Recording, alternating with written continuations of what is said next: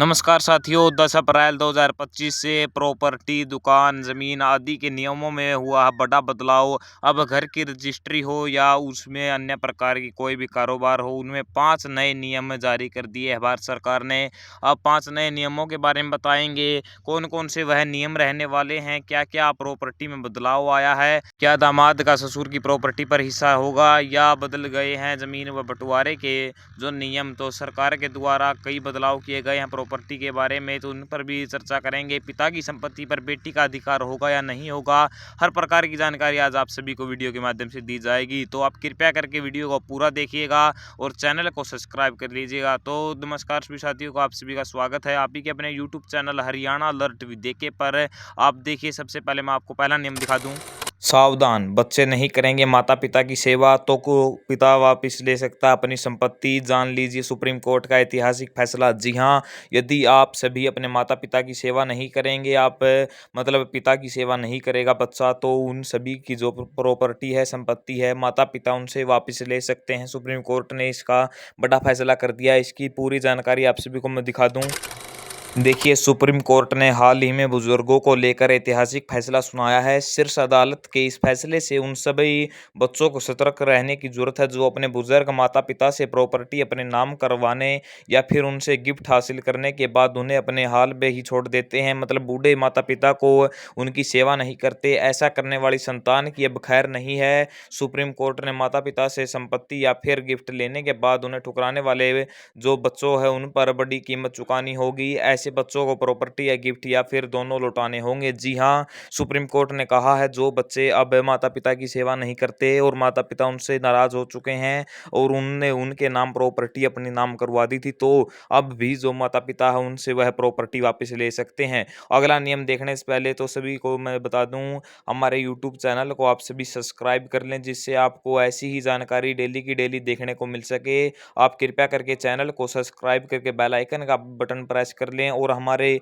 इसी वीडियो के डिस्क्रिप्शन में जाकर व्हाट्सएप ग्रुप को भी ज्वाइन कर लें जिससे आपको यूट्यूब से पहले नोटिफिकेशन देखने को मिल सके। अगला नियम देखिए। अगले नियम में भारत सरकार ने बताया है कि क्या अब माता पिता की प्रॉपर्टी या जमीन पर बेटी का भी हक होगा, क्या उसके दामाद का भी हक होगा। तो इसके बारे में मैं आप सभी को बता दूं, पहले क्या होता था कि सिर्फ उसकी जमीन पर एक अपने बेटे का ही हक होता था, उसकी बेटी का कोई हक नहीं माना जाता था। लेकिन अब सुप्रीम कोर्ट ने एक नया फैसला सुनाया है। उस फैसले को मैं आप सभी को बता दूं कि कोर्ट ने इस मामले में निर्णय दिया है कि बेटे पुत्र का अधिकार पिता की संपत्ति में को अपने माता पिता के घर में रहने का अधिकार सिर्फ उनके माता पिता की अनुमति पर दिया जाता है। मतलब है कि जो बेटा है उसकी जो रहने का अधिकार है सिर्फ उसके माता पिता की अनुमति पर ही होता है। जब कोई माता पिता अपने बेटों को अपने घर में रहने की अनुमति देते हैं, इसका मतलब वह बिल्कुल भी नहीं है कि वह ही इस जो प्रॉपर्टी के अधिकारी होंगे और उन्हीं को अब बस सिर्फ है इन प्रॉपर्टी पर अधिकार होगा।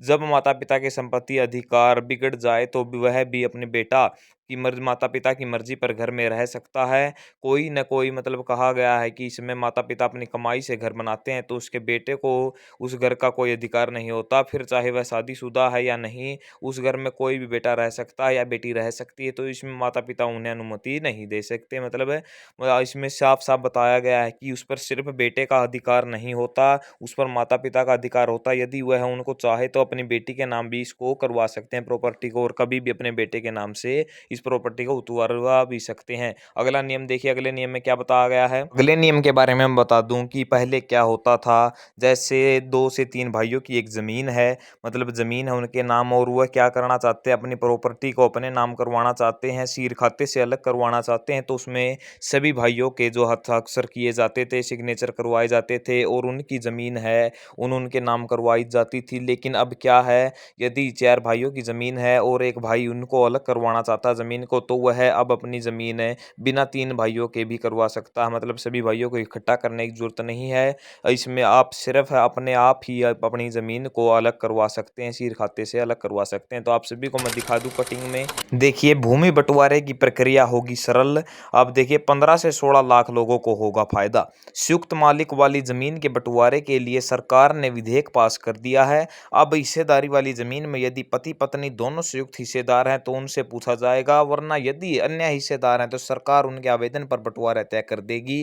पंचायती राज मंत्री कृष्ण पवार का कहना है कि इसमें करीब 15 से 16 लाख लोगों को फायदा होगा। जी हाँ, इसका अर्थ क्या मैं आप सभी को बता दूं। क्या होता था कि पहले जो जमीन होती थी वह वसीर खाते के अंदर होती थी, मतलब सभी की सभी जमीनें सभी भाइयों के नाम रहती थी, लेकिन उसको तरवाने के लिए, मतलब अपने नाम करवाने के लिए सभी भाइयों को इकट्ठा होना पड़ता था और आप सभी की जो कार्रवाई करवाई जाती थी तभी आपकी ज़मीन आप सभी को मिल पाती थी। लेकिन अब इस कटआउट के माध्यम से मैं आपको वो बता दूं कि अब अगर आप पति पत्नी के बीच में अगर ज़मीन है तो आप सिर्फ अपने आप ही अपनी ज़मीन को नाम करवा सकते हैं, लेकिन यदि आपकी भाइयों के मतलब नाम है तो तब भी आप सिर्फ अपने आप ही अपनी ज़मीन को आप नाम करवा सकते हैं। आपको सभी भाइयों को इकट्ठा करने की ज़रूरत नहीं है। इस कटआउट के माध्यम से आप सभी को बताया जा रहा है कि अब 15 से 16 लाख लोगों को इसके द्वारा फ़ायदा होगा, क्योंकि बहुत सारे लोग अभी तक सीर खाते के अंदर थे जिन्हें बहुत सारी परेशानियों का सामना करना पड़ रहा था। तो देखिए अगले नियम में क्या बताया गया है। अगले नियम में हम बताएंगे आपको क्या ससुर की जो प्रॉपर्टी पर दामाद का हक होता है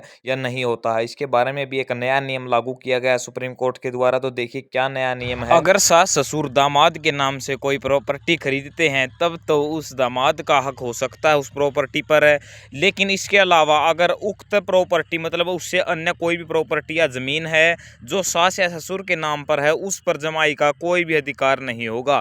जी हाँ, इसमें साफ साफ बताया गया सुप्रीम कोर्ट के द्वारा, यदि कोई भी जमीन दस्तावेज कोई भी प्रॉपर्टी जो दामाद के नाम है सिर्फ उसी पर दामाद का हक होगा, यानी अन्य किसी भी प्रॉपर्टी पर दामाद का हक नहीं होगा। यदि ससुर के पास 2 जमीन है 2 किले है तो उस पर कोई भी मतलब उसका हक नहीं होगा। तो देखिए अगले लाभ में क्या बताया गया है। अगले नियम में क्या माँ बाप की विरासत व जमीन पर बेटी का भी हक होता है। इसके माध्यम से भी जो सुप्रीम कोर्ट ने एक नया नियम जारी किया है। अब बेटी को क्या जमीन या उसके हिस्सेदारी में हक मिलेगा। तो देखिए इसमें क्या बताया गया है। पिता की हो जाए मौत तो तलाकशुदा बेटी को नहीं मिलेगा प्रॉपर्टी में हिस्सा, दिल्ली हाई कोर्ट। जी हाँ, यदि किसी कारणवश बेटी के पिता की जो मृत्यु हो जाती है और बेटी तलाकशुदा है, घर पर रहती है, अपने मायके रहती, तो उसको अपने पिता की जो प्रॉपर्टी पर हिस्सा नहीं माना जाएगा। यदि वह तलाकशुदा नहीं होती तो उसका हक इसमें प्रभावित होता थोड़ा बहुत, लेकिन दिल्ली हाई कोर्ट ने बताया है कि नियमों में तलाकशुदा बेटी को पिता के रूप में आश्रित के रूप में परिभाषित नहीं किया गया है।